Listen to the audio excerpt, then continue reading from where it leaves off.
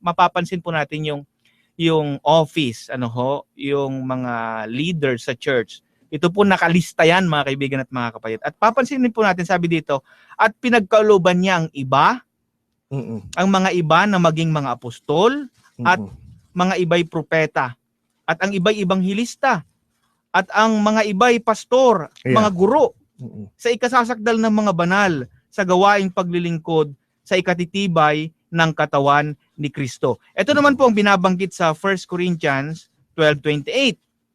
At ang Diyos ay naglagay ng ilan sa iglesia, unay-unay mga apostol, ikalaway mga propeta, ikatloy mga guro, saka mga himala, saka mga kaloob na pagpapagaling, mga pagtulong, mga pamamahala, at iba't ibang mga wika. Alam po ninyo, napansin ko dito, Brother Ronald, inulit-ulit ko yung pagbabasa po dito ng various officers and workers in the church. But unfortunately, yung office po ng Pope is not mentioned. Totoo yan. Totoo yan. That is unexpected. Tsaka strange, no? Strange sa kapatid na Bjorn. Alam niyo, mga kaibigan, kasi po, ayon mismo sa kanilang claim, ang office ng papacy, sabi rito dun sa booklet na ito ay gawa ng Catholic Answers sa Amerika, kapatid na Bjorn, ito ay pinamagatang questions, answer to your questions about papacy and the church. Ito po ay actually doon natin kinuha, i-base yung ating mga pagsagot doon sa mga argument ng ating mga kapatid at mga kaibigang Katoliko. Ang sabi doon sa page 86 ng kanilang booklet, sabi rito, indeed, as the highest office of the priesthood, the Pope is the vicar of Christ, Jesus' visible representative on earth. Just as Jesus was and is a man, so must be this vicar. So sinasabi ng mga Catholic theologians na yung highest office ng priesthood na makikita natin sa church ay yung tinatawag nating Pope as the vicar of Christ.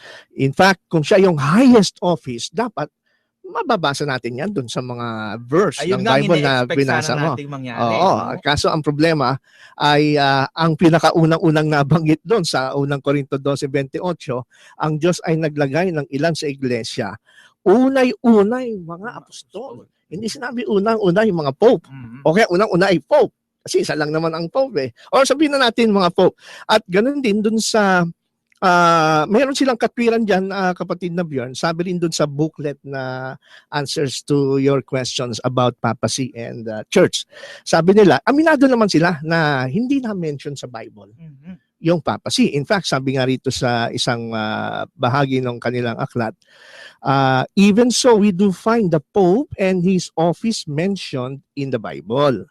The terms Pope and papacy were not yet being used when the New Testament was written. Those terms would come into use later, but the office and authority had already been established and we will find their foundation on the lips of Jesus. Ang sabi ng mga Catholic theologians, mga apologists, yung office nandiyan na. Yung function nandiyan na. Kaya lang, yung term na Pope or papacy, hindi pa kasi daw ginagamit noon sa New Testament nung ito ay isulat at later na lang daw ginamit. So parang lumalabas, sinasabi nila, biblical in essence, pero nagpa-function na during the New Testament era. Kaya lang, sabi ko, okay sana yung ganong katwiran kung totoo. Kaya lang, mga kaibigan, kung atin pong titignan, kung mapapansin natin, yung pong word na papacy kasi, kapatid na Bjorn at Pope, ibig sabihin Papa or Father, di ba? Ngayon ang tanong, yung nung bang panahon ng New Testament ay hindi pa palasak ang paggamit ng term na Papa o Father? Alam nyo, hindi ho totoo yun. Yung sabi nila na hindi daw ginagamit sa New Testament, yung term na Pope, not necessarily the exact term na Pope, but the Papa o yung Father, niya, as a title, ginagamit na to In fact, sabi nga rito po, ginamit din ng kanilang booklet itong quotation sa 1 Corinthians 4:15. Ang sabi nila sa page 11 ng booklet, kaya daw sila tinatawag na Father, yung mga pare, tinatawag nilang Father. Ang justification nila, sabi nila doon sa page 11, that is why Catholics call their spiritual leaders Father. In doing so, we follow Paul's example. Sinusunod daw nila example ni Paul na I become your father in Jesus Christ through the gospel. Mhm. Ako'y naging ama mo, sabi ni Pablo kay doon sa kanyang inaaralan yung mga mananampalataya, ako'y naging gaya ng ama sa inyo kay Kristo sa pamamagitan ng ebanghelyo. So noon pa man ay meron ng katawagang father in a spiritual sense. Kaya yung sinasabi nila na yung function nandun na pero yung term na papa ay wala, parang hindi ata katanggap-tanggap. Kasi dapat nga, kung ito ay fully established sa New Testament, dapat ginagamit na po yung term na ito. Mm. Kahit yung Greek term na pater. Mm. Oo. Kasi kung hindi pa kung yung meaning naman pala ay nandoon, biblical na, bakit hindi pa ikinapit yan? Totoo yan. No? Totoo yan. Kaya nga ang point natin dito, siguro imbis na ang tao ay makahanap ng liwanag sa kanilang katuruang ito, magiging confused. Mm. Kasi unang-una, ginagamit na pala yung term na father. Tinatawag na ito sa mga spiritual father. In fact, sabi dun sa isang talata ng Biblia, sa Hebreo 12:9, hindi ba? Moreover, we have had fathers of our flesh for instructors, and we reverence them. Shall we not much more obey the Father of the spirits and live? Hebrews chapter 12 verse 9. Ito ay based dun sa kanilang New American Bible, translation ng Catholic. Meron tinatawag na Father of Spirits. So, bakit hindi ginamit yung Papa mismo na o yung Father na term, Holy Father, Mm. di ba?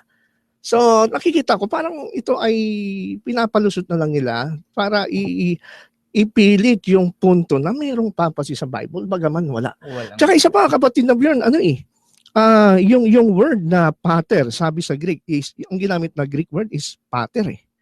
Pater. So, paano nila sasabihin ngayon na hindi pa ginagamit yung term na Pope or papacy as an office? Samantalang sa Bible, ginagamit na yung Father. Pero hindi nga lang siya itinuturing na office Correct. sa iglesia. Mm. Kundi relational. Relational when it comes to spiritual. No, pero yun nga, yung sinasabi nilang palusot na kahit hindi binanggit, nandun na yung office, ay wala po tayong matibay na batayan dyan. Mhm. Yun. Isa pa, Brother Ronald, ay nakita ko pang punto dito, yung si Paul kasi at saka si Paul ay palagi siyang sumusulat sa mga kapatid. Mm-mm. At kapag gusto niyang i-greet yung mga kapatid, minay-mention niya yung mga pangalan at saka yung mga title nila sa Lalo yung sulat niya sa Roma. Nilalagay niya doon, batiin niyo si ganito na isang diakono. Oo, Sinasabi niya yung mga diakono lang yun, ha? Oo. Pero unfortunately, sa Romans chapter 16, nandyan kasi yung mga 26 names yan eh. Opo. At saka Colossians chapter 4, Mm-mm. 7 to 14, 2 Timothy 4, Mm-mm. 9 to 22, at saka Philemon 23 to 24, Mm. ay bakit hindi man lang na-mention yung Yes. salitang papacy? So Totoo. isang palaisipan ito sa atin na magkukonclude tayo na wala talagang ganung office that time. Totoo yan. Tsaka, ba't nila sasabihin na well-established ang administration ng papacy during the time, hindi lang ginamit yung pangalan. Unang-una, hindi ugali ho ng Bible yun. Kasi alam nyo, kapatid na Bjorn, sa Biblia, lalo na sa New Testament, kapag ang isang office ay napaka-importante para sa pangangalaga ng iglesia, sa kapakanan ng bayan ng Diyos, hindi pwedeng hindi niya banggitin yung title eh. For example, gamit tayo ng example, dito sa Lucas 6:13, nung tawagin ni Jesus yung kanyang mga alagad na apostol, ang pagkakasabi ganito eh. At ng araw na ay tinawag niya ang kanyang mga alagad, at siya'y humirang ng 12 sa kanila na tinawag naman niyang mga apostol. So yung office na binanggit kanina ni kapatid na Bjorn na una-unay apostol nilagyan sa iglesia, maliwanag mismo sa New Testament. Si Jesus, nung tinawag niya yung 12, ay sabi ng talata, ay tinawag niya apostol. Specific. Specific. Dito, walang doubt. Kaya nga walang pagtatalo among Protestants and Catholics na yung mga 12 ay tinawag na apostol kasi nababasa sa Bible. Hindi kaya strange naman na sabihin nila na ito ang pinaka-highest office ng church. The Pope is the highest office ng church, tapos hindi man lang tinawag. Oo, nakakapagtaka yun, Brother Ronald. No? Ito yung pinakamataas na office sa church. Tapos, samantalang yung mga sumusunod na sa kanya na mga titulo ay yun na mention. Lesser, sabihin natin, lesser na office. Lesser office. Na mention, pero yung pinakamataas ay hindi man lang nabanggit.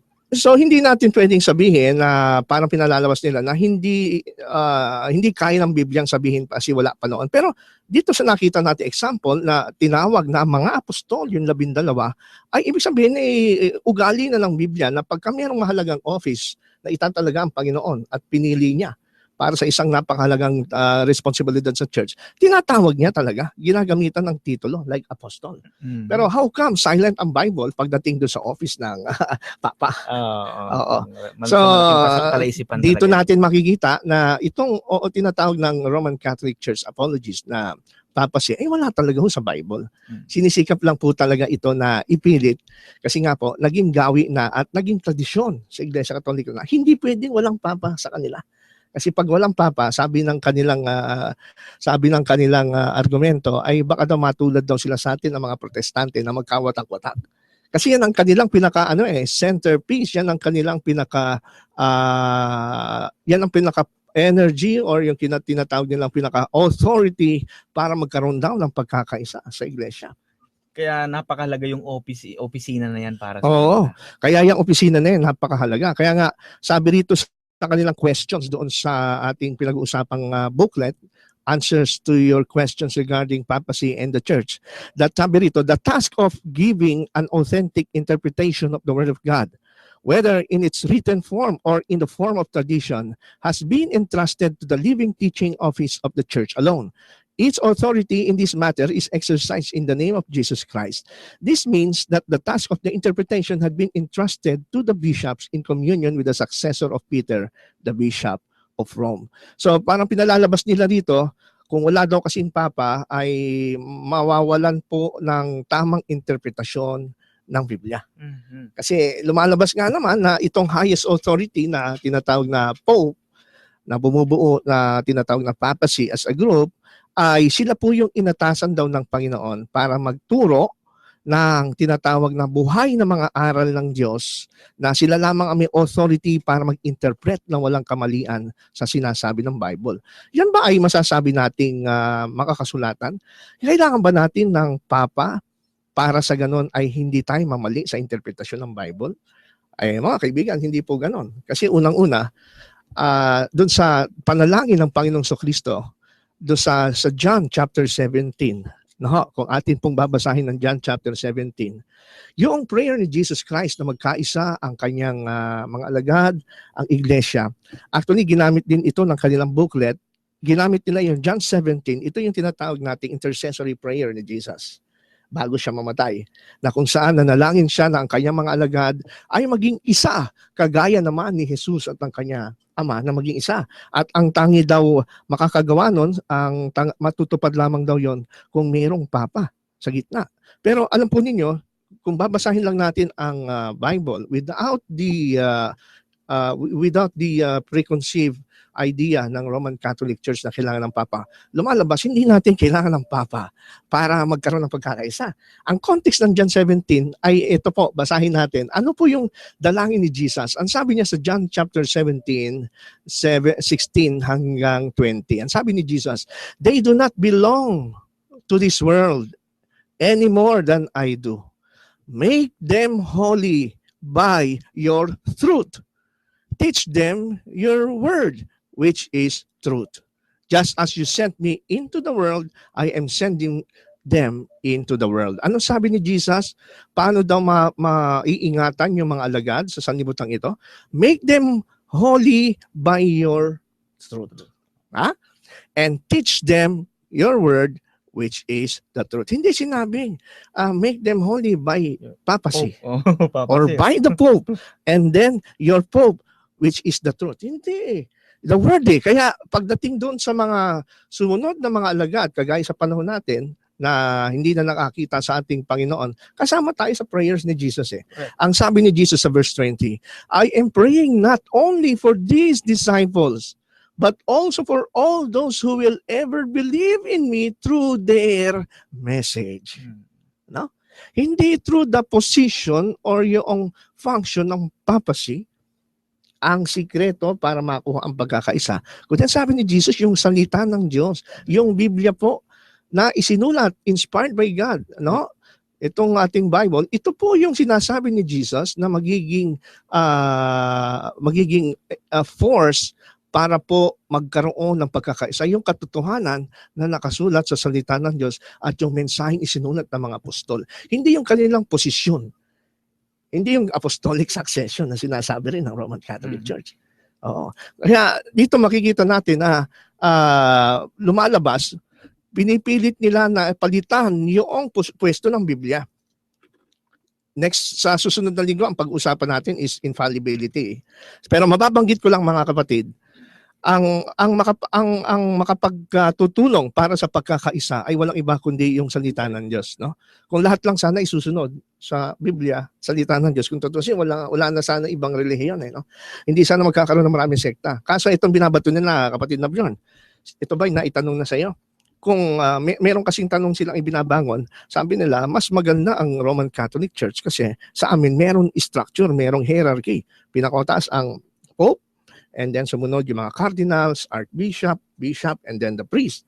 Tapos meron silang magisterium. Ang magisterium, ito yung tinatawag nilang teacher. Sila yung mga infallible teacher na makapag-i-interpret lang ng Bible. Outside them, hindi mo raw maintindihan yung Bible. Kaya daw ang mga Catholic ay meron silang pagkakaisa. Isa lang ang doktrina nila kahit sa sulok ng mundo. Samantalang ang mga Protestant tayo daw watak-watak. Na-encounter mo na ba yun? Paano ba? Kung titignan natin mga kaibigan at mga kapatid, yung ganun pong kaisipan na sila lang ang may karapatan na mag-interpret ng Biblia, tignan po natin yung mga karanasan po sa Biblia na pinapasaliksik ang salita ng Panginoon. Hindi lamang naman sa mga may pinanghahawakang opisina, kundi sa bawat mananampalataya. Yes. Kaya nga, kung mapapansin po natin, ang salita po ng Panginoon ay ito po yung kalakasan nating mananampalataya. Sapagkat ito ay kailangan natin sa pang-araw-araw nating buhay bilang isa pong Kristiyano. Kaya kung babasahin natin ang aklat ng Apokalipsis 1:3 ay sabi doon ay mapalad ang bumabasa. Yes. Di lang bumabasa, nakakarinig, kundi pati rin po yung gumagawa ng salita ng atin pong Panginoon. At saka yung sa aklat na sa Berean, sa aklat ng Acts, 17:11. Sinasaliksik ng kung tama yung sinasabi ni Pablo. Kung tama yung sinasabi ni Paul. So, sa Catholic hindi pwede yun. Oo. Sa kanilang system, sa papacy system hindi pwede yun kasi andun na nga yung belief nila na ang papacy ay infallible. Hindi pwede magkamali. Kaya hindi mo pwedeng sabihin, teka, bago ko paniwalaan yung sinasabi ni Pope Francis, tignan ko muna kung nasa Biblia. At kung nakita mo na mali yung sinabi ni Pope Francis, wala sa Bible, hindi mo pwedeng i-refute siya kasi nga hindi siya nagkakamali. Yan ang problema sa system nila.